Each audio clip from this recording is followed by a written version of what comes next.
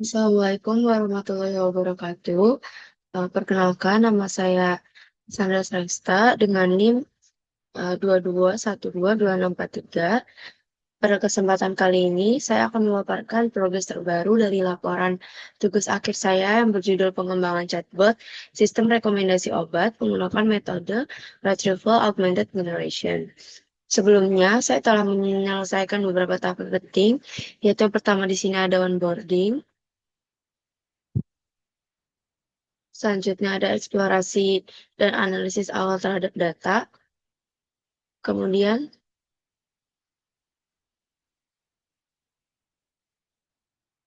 rancangan metodologi project.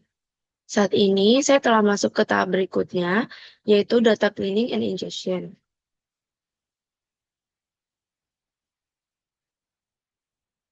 Jadi pada tahap awal pengembangan chatbot sistem rekomendasi obat berbasis Retrieval Augmented Generation ini dilakukan proses pembersihan data atau data cleaning serta proses pemuatan data dari file eksternal data ingestion untuk memastikan data siap digunakan dalam proses embedding dan indexing. Yang pertama di sini ada uh, pemuatan data obat. Jadi langkah pertama yang saya lakukan adalah pemuatan dari sumber eksternal. Data yang saya gunakan itu berasal dari file Excel dari tempat magang saya yaitu top 200 cell report yang dimana di dalamnya itu terdapat berbagai informasi penting mengenai produk obat dan fokus saya adalah pada sheet bernama item details. Untuk proses ini, saya menggunakan library Pandas yang memungkinkan pembacaan file Excel dengan efisien dan mudah untuk diproses lebih lanjut. Untuk skripnya ada di gambar 2.7 ini. Selanjutnya ada standarisasi dan pemilihan kolom. Jadi setelah data berhasil dimuat, tahap selanjutnya adalah melakukan standarisasi nama kolom. Jadi saya membersihkan nama-nama kolom dengan menghapus karakter spasi berlebih agar lebih konsisten dan tidak memicu error saat dipanggil dalam skrip. Kemudian saya memilih hanya kolom-kolom yang benar-benar relevan untuk proses rekomendasi yang akan saya lakukan. Yang pertama yaitu ada katalog name atau nama obat, indication, indikasi, side effect yaitu efek samping, kemudian special attention atau perhatian khusus. Jadi dengan menyaring hanya kolom-kolom utama, proses embedding di tahap selanjutnya bisa dilakukan dengan lebih fokus dan efisien. Untuk skripnya ada di gambar 2.28 ini. Selanjutnya pengubahan nama kolom ke bahasa Indonesia. Jadi ini dilakukan untuk meningkatkan konsistensi dan memudahkan dalam proses dokumentasi maupun pengembangan selanjutnya. Jadi saya mengubah nama-nama kolom tersebut ke dalam bahasa Indonesia. Untuk skripnya ada di gambar 2.9 ini.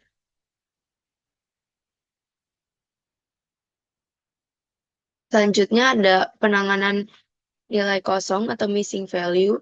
Jadi selanjutnya saya menangani nilai kosong atau missing value yang masih ada di beberapa kolom utama. Jadi dalam hal ini, saya mengganti nilai kosong dengan string kosong sebagai langkah preventif agar proses embedding dan indexing yang berbasis teks tidak mengalami error atau crash ketika dijalankan. Selanjutnya ada konversi ke format JSON-like. Jadi tahap terakhir dari proses data cleaning ini adalah konversi data ke dalam format JSON-like atau lebih tepatnya list of dictionary. Jadi format ini dipilih karena kompatibel dengan proses embedding berbasis model LLM dan juga cocok untuk disimpan atau diolah lebih lanjut menggunakan library seperti FAIS dalam proses indexing. Jadi dengan format tersebut, step entry obat direpresentasikan sebagai sebuah dictionary yang memuat nama obat, indikasi, efek samping, dan perhatian khusus. Jadi format ini sangat mendukung efisiensi dalam sistem retrieval berbasis teks yang akan ditetapkan pada chatbot rekomendasi.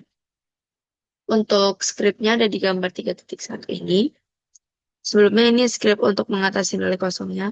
Jadi saya lupa kasih tahu ada di gambar 3.0 ini. Jadi setelah menyelesaikan tahap data cleaning ingestion ini,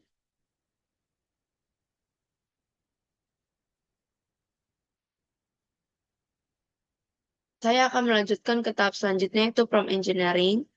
Jadi pada tahap prompt engineering fokus saya adalah merancang dan menguji berbagai variasi prompt yang ditujukan kepada model LLM atau ChatGPT untuk mendapatkan respon yang paling relevan, informatif, dan kontekstual sesuai dengan keluhan atau pertanyaan pengguna terkait rekomendasi obat.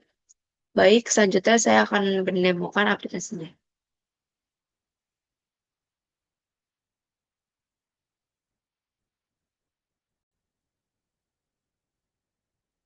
Baik, pada tahap ini saya melakukan pemindahan lingkungan kerja yang sebelumnya saya kemarin mengerjakannya berada di Google Colab.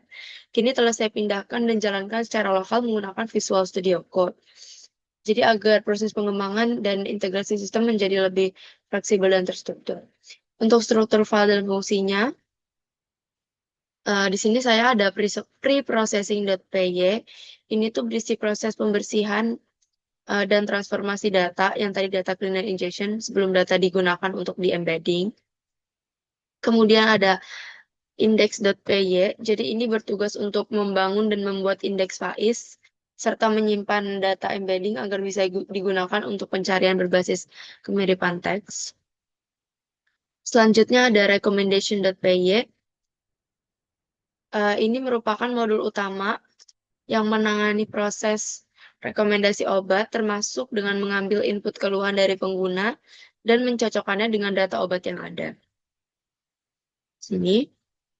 Selanjutnya ada app.py. Ini merupakan file utama aplikasi yang berisi kode tampilan antarmuka yang menggunakan Streamlit serta mengatur alur interaksi antara pengguna dan sistem. Jadi di sini untuk front end-nya. Jadi Streamlit itu untuk membangun antarmuka web aplikasi berbasis Python. Eh, jadi di-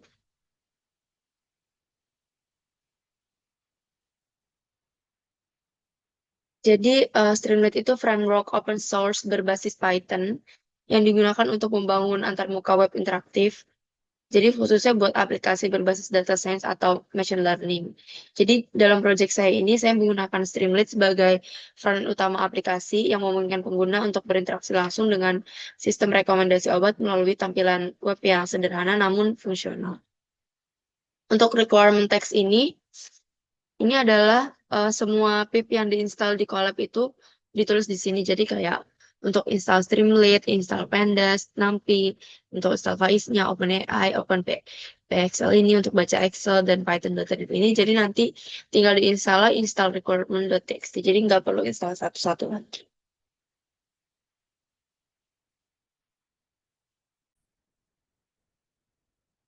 Selanjutnya langsung saja kita jalanin webnya.